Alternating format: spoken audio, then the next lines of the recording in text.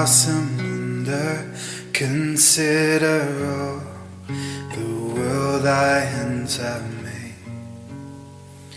I see the stars, I hear the rolling thunder, thy power throughout the universe display. Then sings my soul, my Savior God, to thee. How great thou art, how great thou art.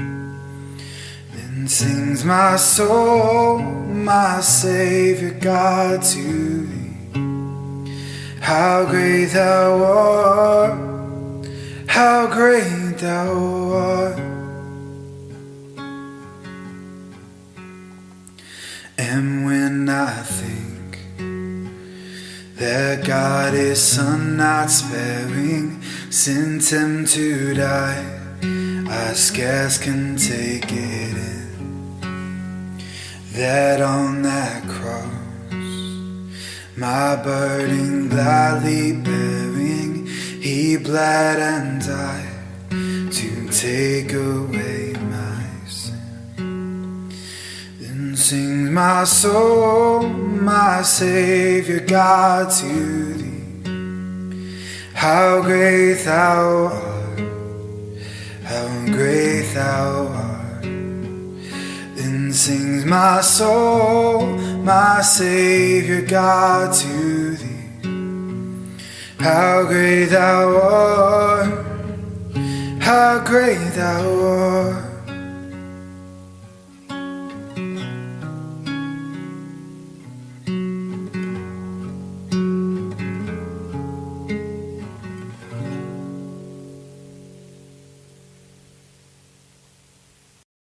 Po sa inyong lahat and welcome to the prayer covenant po ng Simple United Methodist Church. Kami po ay nagagalak na makasama ka ngayong araw sa pagninilay-nilay at sa kaunting panahon para magdasal sa ating Panginoon. So, bago po tayo magsimula, samahan niyo po akong basahin ang ating devotion for this day. Ito po ay matatagpuan from Colossians chapter 1 verses 9 to 14. Babasahin ko po ito sa Tagalog version. Kaya nga mula nang mabalitaan namin ang tungkol sa inyo, hindi kami tumigil sa pagdarasal para sa inyo. Hinihiling namin sa Diyos na bigyan nawa kayo ng karunungan at pangunawang mula sa Espiritu upang lubusan ninyong malaman ang kalooban niya. Sa ganoon, makakapamuhay kayo ng karapat-dapat at kalugod-lugod sa Panginoon sa lahat ng bagay. At makikita na lumalago kayo sa mabubuting gawa at sa pagkakakilala sa Diyos.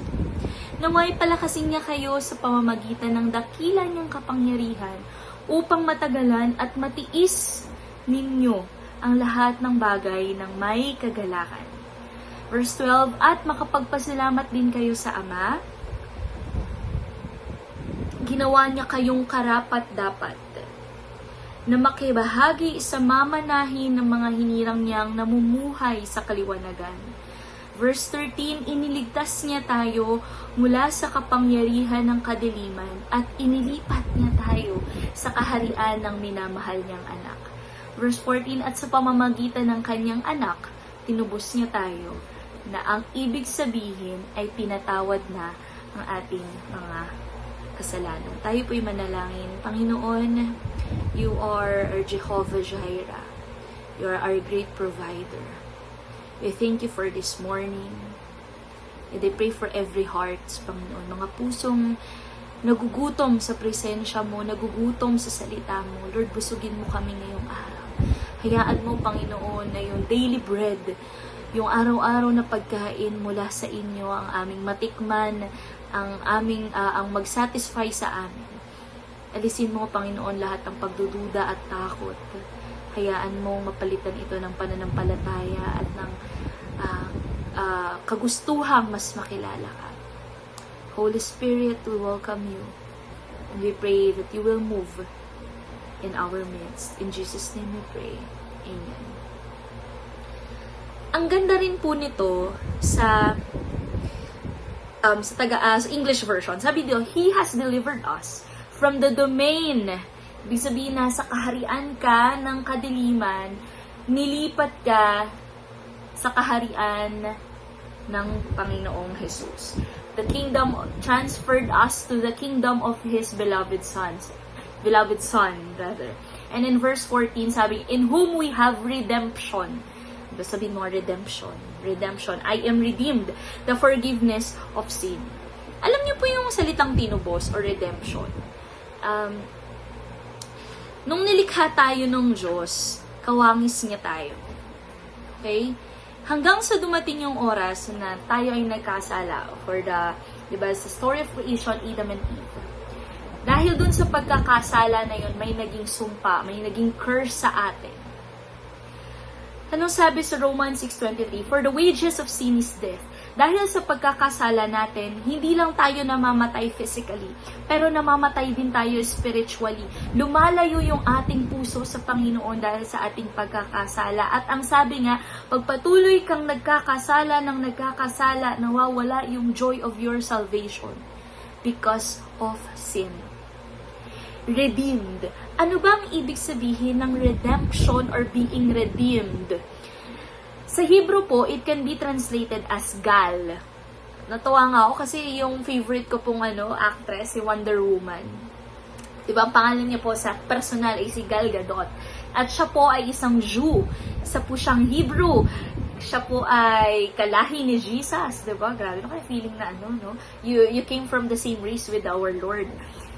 At pag sinabi po natin Gal, ibig sabihin redemption, ni-redeem. Another po term of redemption or redeem is pada. So, dalawang Hebrew term po yun, yung gal at saka yung pada. Ang ibig sabihin po nun is nire-redeem mo, binabawi mo yung isang tao, isang bagay, dahil pwedeng may close relationship kayo, pwedeng kamag-anak mo siya, may familial, okay? Kamag-anak, kapamilya mo siya. It's like you are a kinsman redeemer. Katulad po kay Boaz. Siya po ay kinsman redeemer ni Ruth kasi they came from the same family. Okay, you buy them back. Yung freedom nila, you buy them back. Okay? So, kung naging slave sila for some reason, pwede mo silang i-redeem. Pero hindi mo sila basta-basta kukunin lang. Okay? There is a price to be paid. May kailangan kang bayaran para makauha mo ulit yon. On the other hand, it can also general act of paying a price. Tama, okay? To redeem or ransom something. Di ba nga kapag may mga kidnap for ransom, kinidnap yung isang tao, sabi, di ba, kidnap for ransom. So, paano mo mariransom or mariredeem yung taong kinidnap? Kailangan magbayad ka ng certain amount to have them back.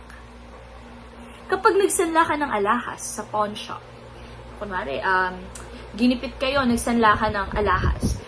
So, hanggat hindi mo natutubos yung alahas na yon, every month may interest. Pumapatong ng pumapatong yon. That's why may mga narerematang alahas. Kasi hindi na nila kayang bayaran yung interest at yung principal amount.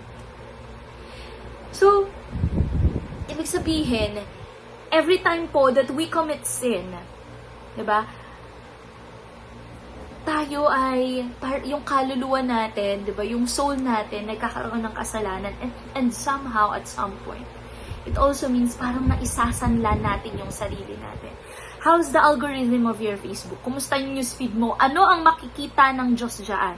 Ano ang tinitingnan mo sa gabi? Kapag nai-stress ka, saan ka ba tumatakbo? Do you give in to sin kapag nape-pressure ka? Every time na nagkakasala ka, we lust after a woman, we cheat on our exams, every time na yung mga mata mo tumitingin na may pagnanasa o panghuhusga, yung mga bibig natin na nagsasalita ng curses against our neighbor, against our church people, against other people, o kapag ikaw ay nandaraya, o di kaya every time na sumusuway ka sa gusto ng Diyos, sinasanla mo ang sarili mo. Mark 8:36, what profits a man if he gains the whole world yet forfeits his soul? Nakuha mo nga o nagawa mo yung gusto mo, kapalit naman yung kaluluwa mo. We are all sinner. Lahat tayo ay may karumihan. No one is good, only God is good. Mark 10:8. Sabi nga sa Isaiah 64:6, kahit yung best effort mo, It is like maruming basahan. A filthy rags before the holiness of our God. So really today, we need to examine our hearts. Lord, saan ba ako nag-fail? Lord, ano bang ginawa ko kanina? Lord, i-reveal mo yung sins ko. Sana makita natin yung kasalanan natin. Yung mga mali natin. Hindi para i-judge ko kayo or i-discourage kayo o i-condemn kayo. O para sabihin na mas magaling ako, mas magaling si pastor, mas magaling kahit sino. No, no, no. Lahat tayo nandito because of God's grace. Dahil naawa lang yung Diyos sa atin, kaya tayo nandito. Kung hindi natin nakikilala yung kadiliman natin, hindi natin papahalagahan ang liwanag ng kapatawaran ng Diyos sa ating buhay. Paano ka hihingi ng forgiveness? Paano mo i-receive yung forgiveness kung hindi mo nakikita yung kasalanan mong kailangan ng forgiveness?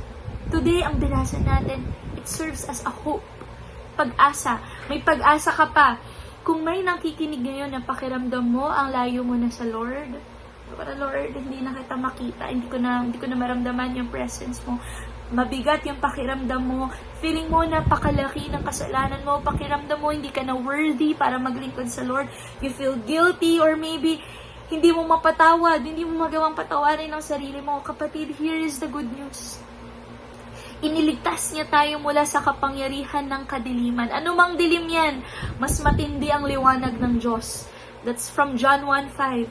At hindi ka lang hinayaan ng Lord na ma-stay ka dyan sa kadiliman. Sabi dito sa Colossians, inilipat niya sa kaharian ng minamahal niyang anak. Nasa kaharian ka na ng Diyos. Inalis ka na dyan. Inalis ka na ng Lord dyan sa kasalanan na yan. Dyan sa guilt na yan. Sa pagkaalipin na yan. Sa kadiliman na yon. Inalis ka na ng Lord dyan. Verse 14, at sa mamagitan ng kanyang anak, tinubos niya tayo. Diba? Ang sarap sa feeling ng after, ang tagal-tagal mong iniinteresan yung isang napakahalagang alahas mo. Finally, may nagbigay ng pera sa'yo, o Johara, o ayan, pambayad, pangtubos. Okay, that's the term, pangtubos mo doon sa nakasanla mong alahas. Ang sarap dun sa feeling na yung isang bagay na sa'yo naman talaga, dahil sa isang sitwasyon, sa circumstances, na wala sa'yo, and now you have the money, you have the means to buy them back. Pumarito si Jesus upang iligtas ka. Kahit feeling mo, ikaw yung alahas na nasa pawn shop ngayon, Jesus is here to redeem you. Andito siya upang tubusin ka. There is no redemption without a price. Hindi ka pwede pumunta doon sa pawn shop, sabihin mo lang tutubusin mo, sabihin sa'yo doon, asan po yung pangtubos? Asan po yung pera? And you know what? A price has been paid, kapatid. At ano yung pinambayad? Jesus. Si Jesus yung naging kapalit mo. Si Jesus yung pinambayad para matubos ka. It's the blood of Jesus para ma-forgive ka. It's the sacrifice of Jesus para kahit anong tigas ng ulo mo, kasalanan mo, maging okay ka ulit sa Lord.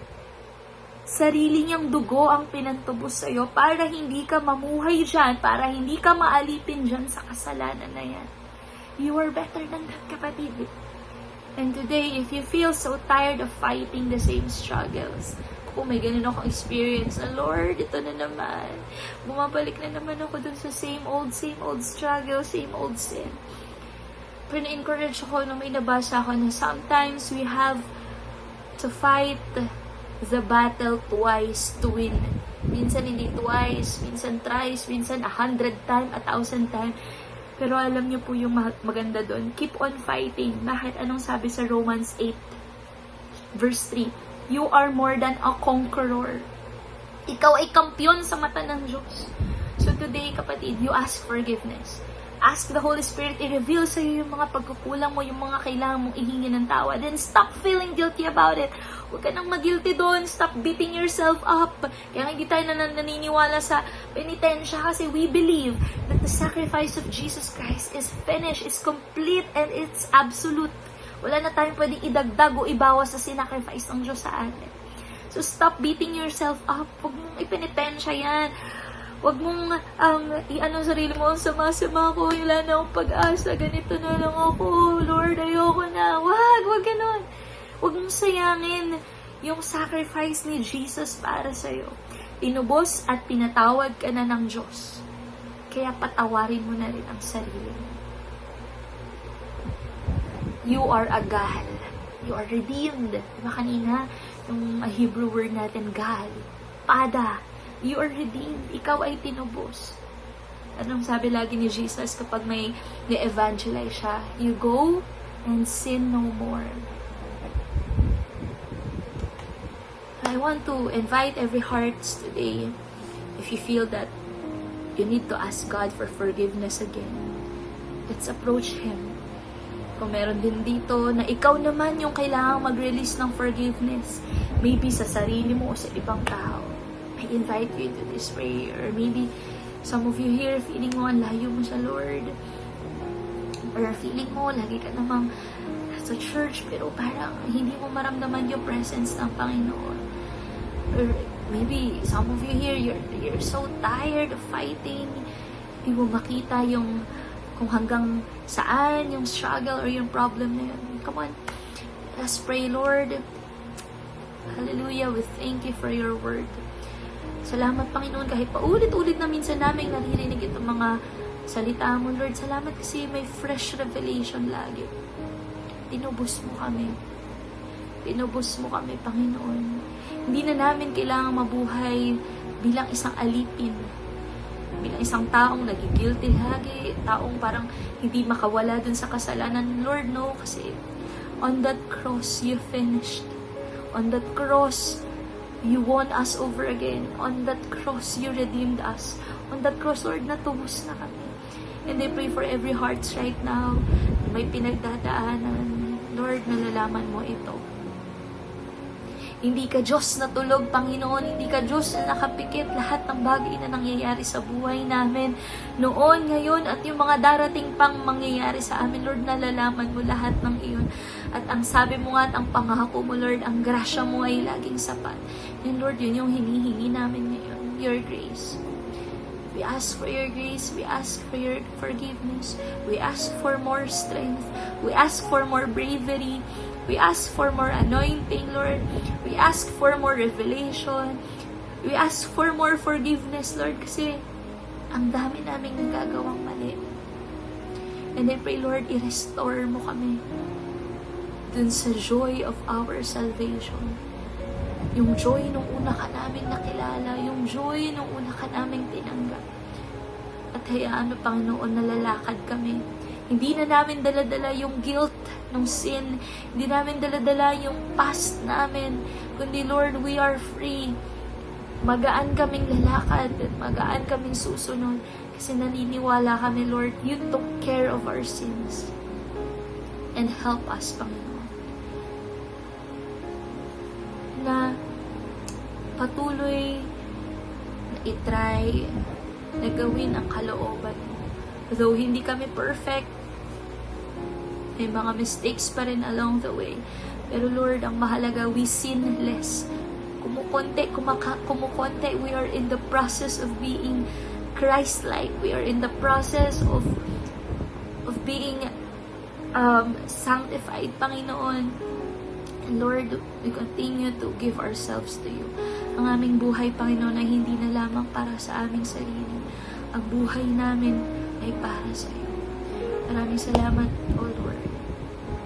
Ingatan niya ang bawat isa ngayong araw. Mga nakikinig, ang kanilang pamilya, ang kanilang mga kabuhayan, kanilang lahat ng gagawin, Panginoon. I-bless mo ito, i-protect.